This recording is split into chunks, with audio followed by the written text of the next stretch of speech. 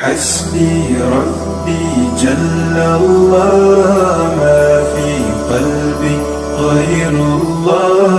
نور محمد صلى الله لا إله إلا الله حسبي ربي جل الله ما في قلبي آمنوا خذوا في السلم کافہ۔ اے ایمان والو، اسلام میں پورے کے پورے داخل ہو جاؤ۔ لہذا اللہ تبارک و تعالیٰ کے جتنے بھی احکامات ہیں اس کو مان لینا اور پھر اس پر عمل کرنا، یہ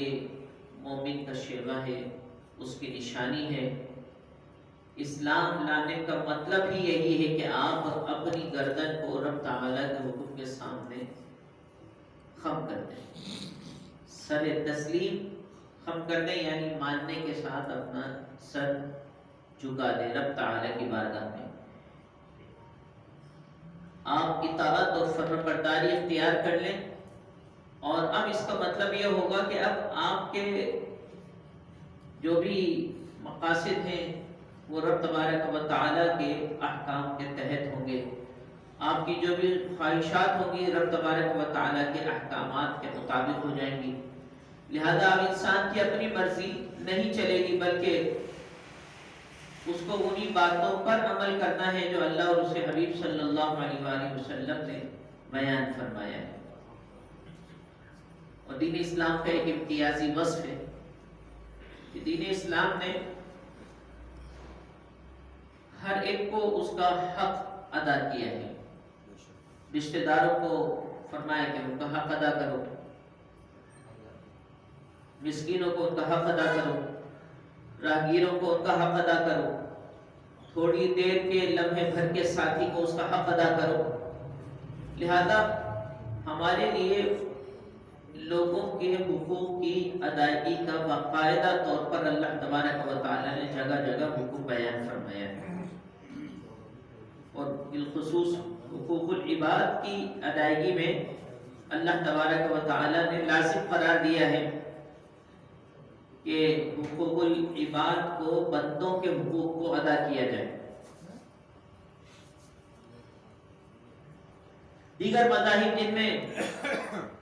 گھر بار، بیوی بچے، رشتہ دار، عزیز و اقربا سب چھوڑ کر جنگل و پہاڑوں میں نکل جانے اور رہبانیت کی زندگی گزارنے کی تاکید کی گئی ہے، اس کے برعکس اسلام نے یہ حکم دیا ہے کہ اللہ کے حقوق کے ساتھ ساتھ بندوں کے حقوق پر بھی عمل درآمد کرنا، ان کی انجام دہی کرنا انسان کے لیے ازحد ضروری ہے۔ تو یہ نہیں ہے کہ آپ دنیا کی زندگی سے کنارہ کش ہو کر بیابان میں، صحراؤں میں، جنگلوں میں چلے جائیں، وہاں پر اللہ اللہ اللہ کرتے رہیں اور اپنے گرد و پیش کے لوگوں کے حقوق سے بے خبر رہیں، ان کی ادائیگی نہ کریں۔ انسان کو چونکہ اللہ تعالیٰ نے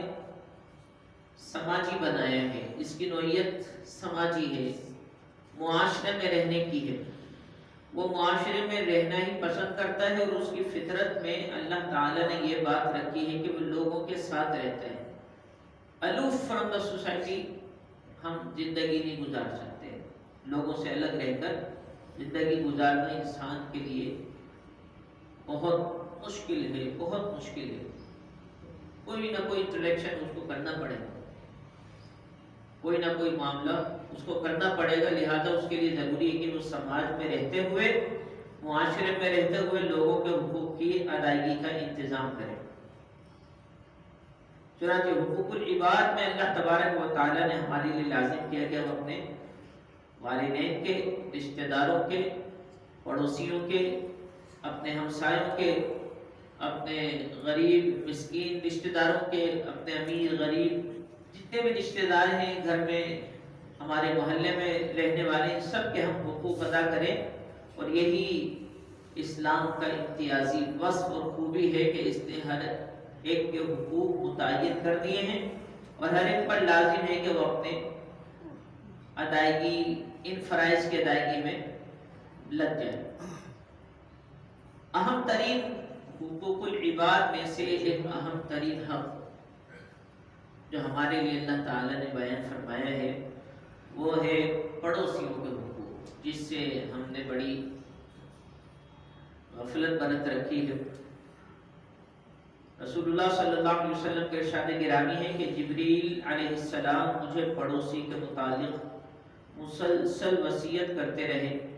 یہاں تک کہ مجھے اندیشہ ہوا کہ پڑوسی کو وارث بنا دیں گے۔ بخاری شریف کی روایت، یعنی پڑوسیوں کے ساتھ نیک سلوک، ان کے حقوق کی ادائیگی کا اس طرح سے حکم دیا گیا۔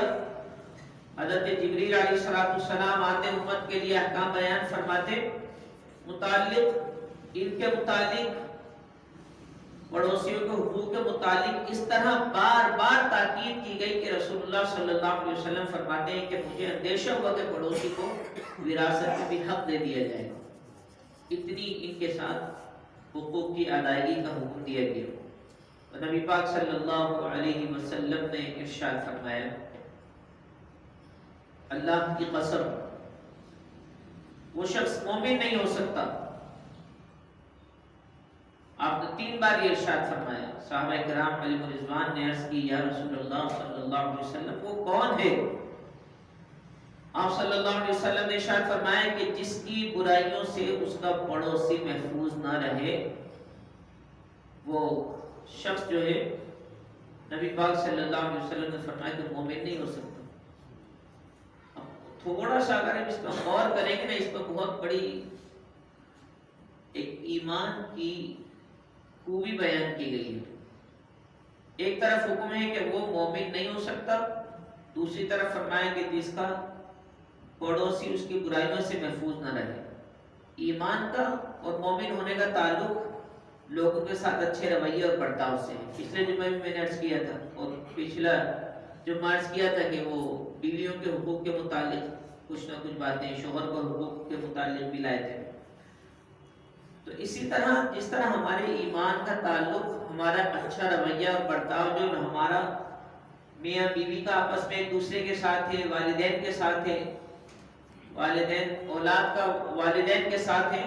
اسی طرح ہمارے ایمان اور اسلام کا بڑا گہرا تعلق اس کے ہونے نہ ہونے اور اس کے کامل ہونے کا تعلق بھی لوگوں کے ساتھ اچھے رویے اور برتاؤ سے ہے۔ ہم یہ نہ سمجھیں کہ بھائی ایمان اسی چیز کا نام ہے کہ ہم کہیں ہم اللہ پر ایمان لائے اور نماز پڑھ لیں، روزہ رکھ لیں، زکوٰۃ ادا کر لیں، حج ادا کر لیں۔ یہ تو ہمارے وہ اعمال ہیں جو ہماری ذات کے ساتھ وابستہ رہیں گے۔ البتہ وہ اعمال جو لوگوں کے رویے اور برتاؤ کے ساتھ متعلق ہیں، جب تک ان کو صحیح طور پر ادا نہ کیا جائے گا، ان کا خیال نہیں رکھا جائے گا، اس وقت تک ایمان کامل حاصل نہیں ہو سکتا۔ کامل مومن کی نشانی ہے کہ جہاں اس کے پڑوسی ہیں وہ بھی اس کی برائیوں سے محفوظ رہیں، اس کے والدین اس کی برائیوں سے محفوظ رہیں، میاں بیوی کا آپس میں تعلق رویہ اور برتاؤ اچھا رہے، اسی طرح محلے داروں کے ساتھ رویہ اچھا رہے، برتاؤ اچھا رہے۔ یہ سارے ہمارے ایمانیات کا حصہ ہیں باقاعدہ۔ یعنی ایمان اس چیز کا نام نہیں ہے کہ ہم دل سے تصدیق کر کے اپنے ذہن میں بٹھا لیں کہ اللہ وحدہ لا شریک ہے، یہ اس کا اہم ترین جز لازمی ہے، مگر اس کے ساتھ ساتھ اب ہمارا یہ کہنا کہ لا الہ الا اللہ محمد رسول اللہ صلی اللہ علیہ وسلم، ہمارا یہ ایمان کا اقرار اس بات کا متقاضی ہے، اس بات کا تقاضا کرتا ہے کہ اب ہمارے کردار میں، ہمارے عمل میں، ہمارے رویے میں تبدیلی آنی چاہیے، اور یہ تبدیلی مثبت تبدیلی ہونی چاہیے جو معاشرے میں رہنے والوں کے لیے، ہمارے گھر اپنے گھر میں اور ہمارے محلے میں رہنے والوں کے لیے آرام کا اور سکون کا باعث ہو۔ ایسا کوئی رویہ، کوئی عمل اختیار نہ کیا جائے کہ جس سے ہمارے گھر میں رہنے والوں کو، ہمارے پڑوسیوں کو تکلیف ہو۔ تو اسلام میں پڑوسی کو اس قدر اہمیت حاصل ہے کہ رسول اللہ صلی اللہ علیہ وسلم نے کسی شخص کے کامل مومن ہونے، نیک اور بد ہونے کا معیار اسی پڑوسی کو مقرر فرما دیا۔ چنانچہ ایک شخص نے عرض کیا، رسول اللہ صلی اللہ علیہ وسلم مجھے ایسا عمل بتائیے کہ جس سے میں جنت میں داخل ہو جاؤں۔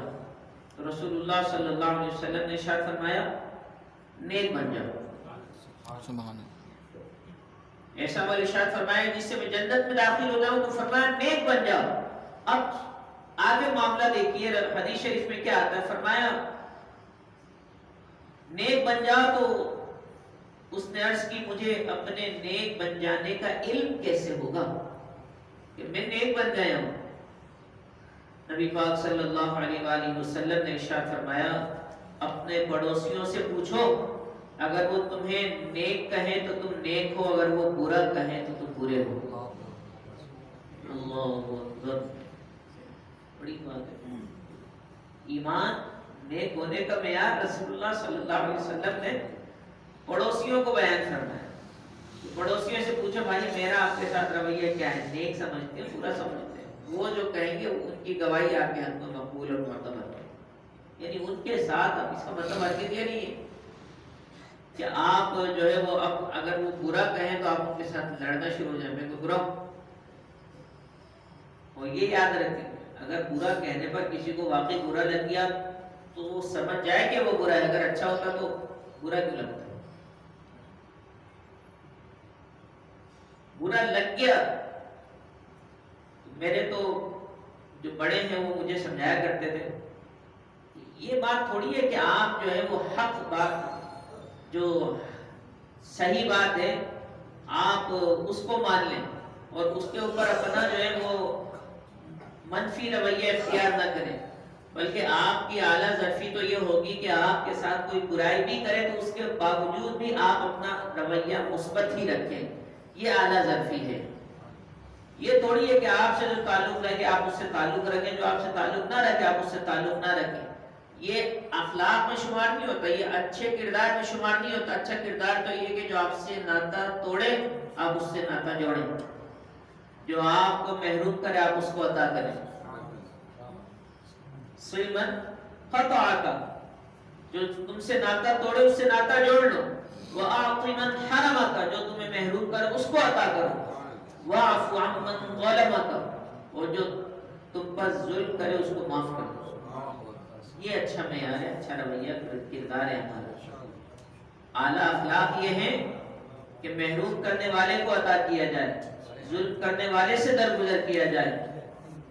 اور جو ناتا توڑے اس سے مزید تعلقات بڑھائے جائیں، یہ اعلیٰ ظرفی ہے۔ لہذا جب پڑوسی سے پوچھا پڑوسی نے کہہ دیا برا ہے اور یہ برا لگ گیا تو سمجھ جائے واقعی برا ہے، برا نہیں لگنا چاہیے۔ اور پڑوسیوں سے حسن سلوک تکمیل ایمان کا ذریعہ ہے۔ اسی طرح جب دوسری طرف آیا اگر کوئی شخص پڑوسیوں کو ستائے، تکلیف پہنچائے، ان سے بدسلوکی کرے، ان کا جینا دوبھر کر دے، پریشان کر دے، تو یہ یاد رکھیے کہ پڑوسیوں کو تکلیف دینا دنیا اور آخرت میں شدید نقصان کا باعث ہے۔ دنیا میں بھی نقصان دہ ہے، آخرت میں بھی نقصان دہ ہے۔ اور بات یہاں ختم نہیں ہوتی بلکہ یہاں تک بیان فرمایا گیا ہے کہ جس نے پڑوسیوں کو تکلیف دی گویا کہ اس نے اللہ اور اس کے رسول کو تکلیف پہنچائی، یعنی اللہ اور اس کے رسول کو ناراض کیا۔ اللہ کو وہ تکلیف نہیں پہنچا سکتا، اللہ تعالیٰ وہ درد و علم سے تو پاک ہے۔ وہ اللہ تعالیٰ کو تکلیف پہنچانے کا مطلب ہے کہ آپ اللہ کو ناراض کر رہے ہیں۔ لہذا اگر کوئی پڑوسیوں کو تکلیف پہنچاتا ہے تو اللہ اور اس کے رسول کو ناراض کرنے کے مترادف ہے، گویا کہ آپ اللہ اور اس کے رسول کو تکلیف پہنچا رہے ہیں۔ نبی پاک صلی اللہ علیہ وآلہ وسلم نے ارشاد فرمایا جس کے شر سے اس کا پڑوسی بے خوف نہ ہو وہ جنت میں نہیں جائے گا۔ یہ شریف پڑھی اللہم صلی علی سیدنا و مولانا محمد۔ اب غور فرمائیے گا کہ جس شخص کا پڑوسی اس کی وجہ سے اس کی تکلیف میں ہے تو وہ یہ نہ سمجھے کہ پڑوسی کو پریشان کر کے بھی وہ جنت میں جا سکتا ہے۔ جس شخص کے شر سے اس کا پڑوسی بے خوف نہ ہو تو وہ جنت میں نہیں جا سکے گا۔ ایک اور حدیث شریف میں نبی پاک صلی اللہ علیہ وسلم نے ارشاد فرمایا جس نے اپنے پڑوسی کو تکلیف دی بے شک اس نے مجھے تکلیف دی، اور جس نے مجھے تکلیف دی اس نے اللہ کو ایذا دی، جس نے اپنے پڑوسی سے جھگڑا کیا اس نے مجھ سے جھگڑا کیا، اور جس نے مجھ سے لڑائی کی بے شک اس نے اللہ عز و جل سے لڑائی کی۔ اب ان ارشادات رسول سے، ان فرامین مبارک سے معلوم یہ ہوتا ہے کہ پڑوسی کے حقوق کی بڑی تاکید کی گئی۔ نیک ہونے کا معیار پڑوسی ہیں۔ جنت میں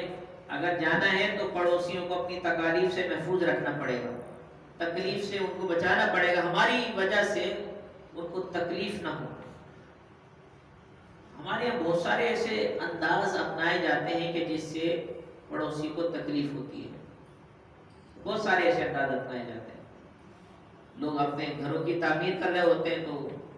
مکان تھوڑا سا اور آگے کر کے بڑھا دیتے ہیں، جہاں تک کی اجازت ہے اس سے تو لوگ آگے نکلتے ہیں اور اس سے اس حد سے بھی آگے نکل جاتے ہیں۔ تو قانونی طور پر آگے بڑھانے کی جتنی اجازت دی ہو، 2 فٹ 3 فٹ یا 6 فٹ یا 9 فٹ، اس سے بھی اور آگے نکل جاتے ہیں۔ یہ بھی اپنا پڑوسی کو تکلیف دینا ہے کہ برابر والے نے پہلے مکان بنا لیا، اس کی دیوار پیچھے کے پیچھے رہی، آپ نے 2-3 فٹ اور آگے بڑھا کر اپنا دروازہ آگے کر لیا۔ اسی طرح آپ کا پڑوسی ہے، آپ نے اپنا جب گھر بنایا تو اپنا گھر اتنا بلند بنا لیا کہ پیچھے جو پڑوسی ہے اس کو ہوا آنا ہی بند ہو گئی، مکان بلند کروا لیا، اور اس بلند مکان کی وجہ سے پیچھے والا جو آپ کا پڑوسی ہے اس کی ہوا جو اللہ تعالیٰ چلاتا ہے لوگوں کے لیے راحت کا باعث بنتی ہے، اس کی ہوا آنا ہی بند ہو گئی۔ یہ بھی تکلیف پہنچانا ہے۔ اسی طرح ہم اس طرح بھی تکلیف پہنچاتے ہیں کہ اپنے گھر کا سامنے والا حصہ جو ہے جھاڑو دے کے صاف کر دیتے ہیں، اور وہی جو اپنے سامنے سے صاف کر رہے ہیں وہ برابر ادھر ادھر جا رہے ہیں، بجائے اس کے کہ ایک جگہ اس کو اکٹھا کر کے ڈسٹ بن میں ڈالیں، کوڑے دان میں ڈال دیں، اپنے پڑوسیوں کے طرف کا بھی کچرا اس میں ڈال کر وہ بھی صاف کر دیں۔ ایسا نہیں کرتے بلکہ اپنے سامنے سے گرد و پیش سے صفائی کر کے ادھر برابر میں ادھر برابر میں ادھر آمنے سامنے ڈال دیتے۔ یہ نہیں دیکھتے کہ یہ جو برابر میں ہے نا یہ بھی ہمارا پڑوسی ہمارا، اور اس کا اچھا رویہ ہمارے ایمان کی تکمیل کا ذریعہ ہے، جنت میں جانے کی ضمانت ہے۔ نیک ہونے کی گواہی پڑوسیوں سے ملتی ہے، نیک ہونے کی گواہی۔ اب وہ ایسا شخص اس کو نیک کہے گا جو اپنے گھر کا کچرا ہٹا کے برابر والے گھر میں ڈال دے، اس کی طرف بڑھا دے، اس کو نہیں کیسے کہے؟ اور ہمارے ایسا چل رہا ہے، بڑا عام ہے، مطلب اس کو مایوب سمجھتے بھی نہیں ہیں۔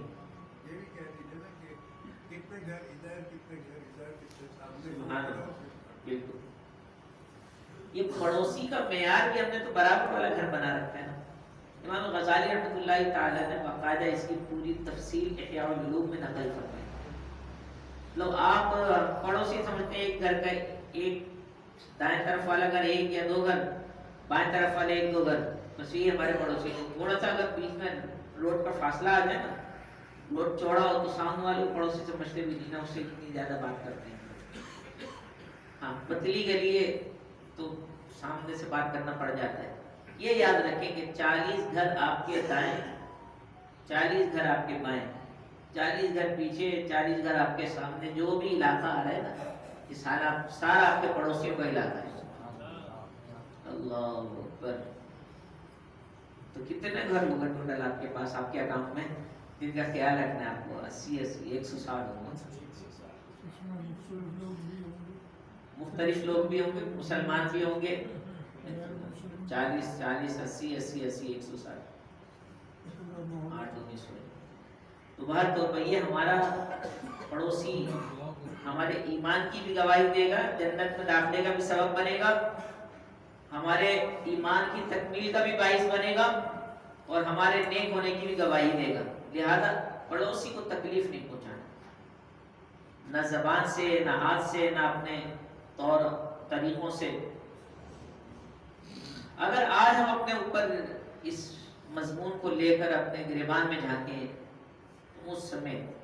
میں بھی اس کا قصوروار ہوں۔ ہم میں سے کوئی بھی ایسا نہیں ہوگا کہ جس کی وجہ سے اس کا پڑوسی بڑے چین کی زندگی گزارے،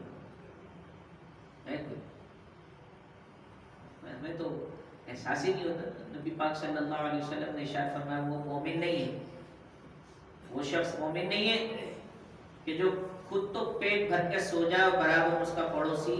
بھوکا سوئے رہے، وہ شخص مومن نہیں ہے کہ جو خود پیٹ بھر کر سو جائے اور برابر میں ہی اس کا پڑوس میں اس کا پڑوسی بھوک سے پوری رات گزار رہا ہے اور اسی حالت میں اس نے رات گزاری بھوکا ہے، ایسا شخص مومن نہیں ہے۔ ہمیں اس کا خیال رکھنا ہوگا اپنے حیثیت میں، یہ نہیں کہ یہ سارے کے سارے جو 160 گھر ہیں سب کو کھانا پہنچانے لگے ہیں۔ اپنی حیثیت میں آپ کو اپنی حیثیت کے مطابق ان کی مطلب ایک باز پوچھ کرنی ہے، ان کا خیال رکھنا ہے، ان سے تعلقات رکھنے، ان کا خیال رکھنا ہے۔ اپنے طور پر آپ ان کی مدد ضرور کریں گے۔ اگر ہم اپنے آپ کو دیکھیں ٹٹولیں تو جواب ہمیں یہی ملتا ہے کہ جس طرح اسلام نے حقوق پڑوسی متعین کیے ہیں، اس میں تو ہم پورے نہیں اترتے، اور معاملہ کیا ہو گیا، ہر شخص کو اپنی فکر پڑی ہوئی، اپنا اپنا معاملہ چل رہا ہے کہ ہم اپنے طور پر اپنی زندگی کی دیکھ لیں۔ اور ہمارا آج کل نعرہ یہ ہو گیا ہے کہ یا شیخ اپنی اپنی دیکھ، ہر ایک اچھا جملے اپنے رٹے رٹائے ہیں، بالکل رٹے ہوئے جملے، یا شیخ اپنی اپنی دیکھ، ہر ایک کو اپنی خبر کا جواب دینا ہے بھائی، یہ والے جملے۔ تو خبر میں جو جواب دے گا تو وہ یہ نہیں بتاتے خبر میں کون کون سے جواب دے گا، پھر روز محشر کون کون سے جواب دے گا، معاملات میں حساب سے کون کون سے جواب دینا پڑے گی۔ ہر ایک کو اپنی خبر کا حساب دینا، مگر جن لوگوں کا حساب دینا وہ بھی تو دیکھنا پڑیں گے۔ خبر میں صرف نماز روزہ زکوٰۃ کا حساب تو نہیں ہوگا، خبر میں میدان محشر میں آپ کے ایمان، عقیدے، لوگوں کے ساتھ رویہ، برتاؤ، معاملات، ان سب کا حساب ہوگا۔ لہذا جو حساب لینا پڑے گا اس کے بارے میں ازحد ضروری ہے کہ ہم اپنے طور پر اس بات کا احساس کر لیں کہ ہم اللہ اور اس کے رسول کے حکم کے مطابق زندگی گزار رہے ہیں، جس کو اللہ نے فرمایا یا ایھا الذین آمنوا ادخلوا فی السلم کافہ، اے ایمان والو اسلام میں پورے کے پورے داخل ہو جاؤ۔ یہ اہم ترین موضوع ہے ہمارا آج کا، کہ ہمیں اسلام میں پورا کا پورا داخل ہو جائے۔ بہت ساری ایسی قرآن پاک میں سورۃ النور میں بہت ساری آیات، بہت سارے احکامات ایسے ہیں کہ جن کی بجاوری بھی اور ضروری ہے، اور ان کا سب سے پہلے علم ہونا ضروری ہے، اور ان کا علم ہی ہمیں معلوم نہیں، ان کے بارے میں احکامات ہمیں معلوم نہیں ہے۔ سورۃ النور ہماری گھر گھرستی، چادر، چار دیواری، عورتوں کے بارے میں حقوق بھی، اس کے علاوہ اس کے ساتھ ساتھ ہمارا جو لوگوں کے ساتھ رویہ، برتاؤ، ہمارے اپنے گھر میں رہنے والوں کے ساتھ جو اللہ ہمیں یہ چاہتا ہے کہ ہم اپنی نگاہیں نیچے رکھیں، اور ہمارے گھر میں ہمارا لباس کیسا ہونا چاہیے، گھر میں ہماری نگاہوں کا انداز کیسا ہونا چاہیے، یہ سورۃ النور ہمیں سکھا رہی ہے۔ ہمارا پڑوسیوں کے ساتھ رویہ، اپنے ہمسایوں کے ساتھ رویہ، کس کے پاس جا کے کھانا کھا سکتے ہیں، کس کے پاس جا کے کھانا نہیں کھا سکتے، جب آپ گھر میں جائیں آنے جانے کے آداب، سلام کے آداب، گھر میں داخل ہونے کی اجازت وغیرہ لینے کے سارے احکامات جو ہیں وہ سورۃ النور میں اللہ تعالیٰ نے بیان فرمائے۔ صرف چادر اور چار دیواریں کے احکام نہیں ہیں، سورۃ النور ہمارے سلیبس میں، نصاب میں شامل ہونی چاہیے، بالخصوص وہ جو بڑے بچے ہو جاتے ہیں کلاس 8، 9، 10 کے، یہ ہمارے سلیبس میں شامل ہونا چاہیے۔ ہمارے ہاں تو سلیبس متعین کرنے والے بیچارے نہ بلد ہوتے، کہیں سے لیا، کوئی ترجمہ اٹھا لیا وہاں سے ڈال دیا، کہیں سے بھی لے جا کے عربی اٹھا لیا، پھر وہ تعلق تو ہمارا ٹیچنگ سے ہی ظاہر ہے، اس میں پتہ لگ رہا ہوتا ہے کہ کون کون سے ڈاکٹر صاحبان نے اس تصنیف میں جو ہے نا وہ شرکت کی اور اس کا کیا حال بنایا۔ املا کی غلطیوں کے علاوہ جو کانٹینٹ اندر موجود ہوتا ہے اس کا معیار بھی بالکل ہی الگ ہی ہوتا ہے، پتہ لگ رہا ہوتا ہے کہ بڑے قابل فضلاء ڈاکٹر حضرات نے اس کو متوقع نام اوپر دیکھیں گے آپ، مصنفین میں نام تو پوری ایک لمبی 12-14 افراد کی فہرست ہوتی ہے، پھر نظر ثانی کی الگ فہرست ہوتی ہے، پتہ نہیں نظر ثانی ڈالی تھی یا نظر ثالث ڈالی تھی، یہ بھی نہیں پتہ چلتا۔ بات طور پر ہمارا معاملہ کیا، ہم اپنے دینی احکامات سے بے خبر ہے، ہمیں نہیں معلوم ہمیں کرنا کیا ہے۔ جس طرح پڑوسیوں کے حقوق بیان کیے گئے تو اسی طرح ہمیں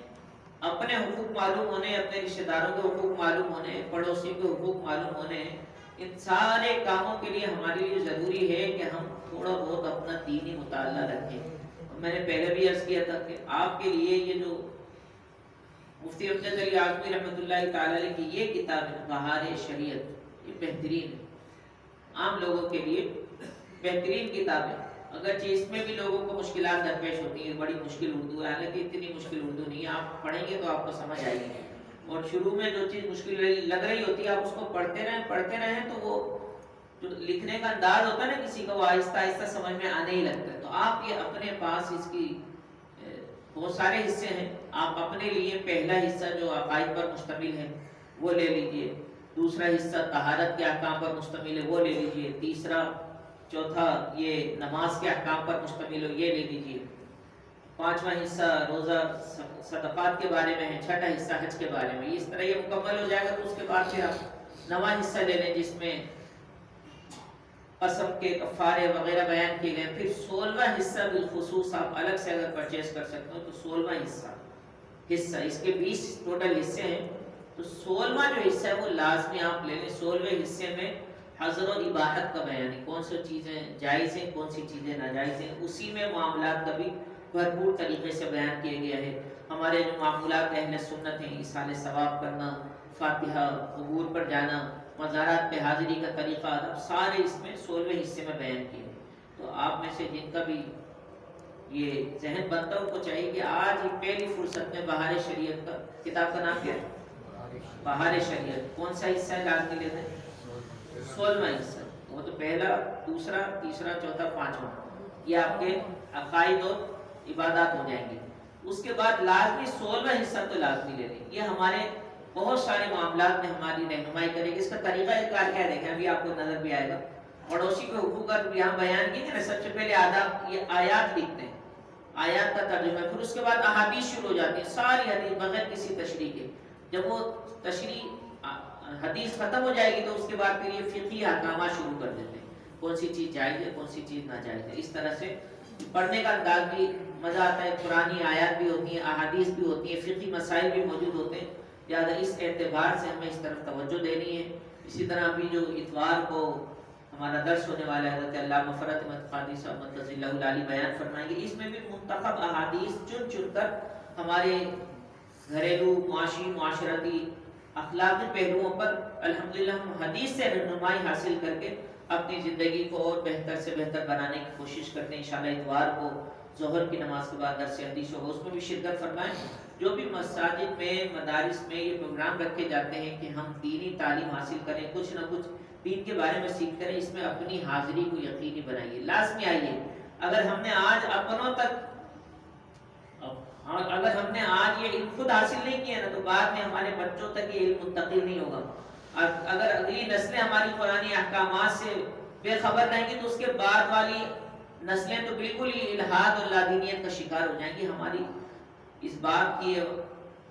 لازمی ضروری ہے کہ ہم شریعت سے اپنے آپ کو وابستہ کریں، اس کا علم حاصل کریں، اور اس کے اندر جو بھی بیان کیا گیا ہے اس کو کلی طور پر اپنائیں اپنی زندگی میں۔ یہی اللہ تعالیٰ نے حکم فرمایا، ادخلوا فی السلم کافہ، اے ایمان والو اسلام میں پورے کے پورے داخل ہونا۔ اللہ تبارک و تعالیٰ سے جو سنا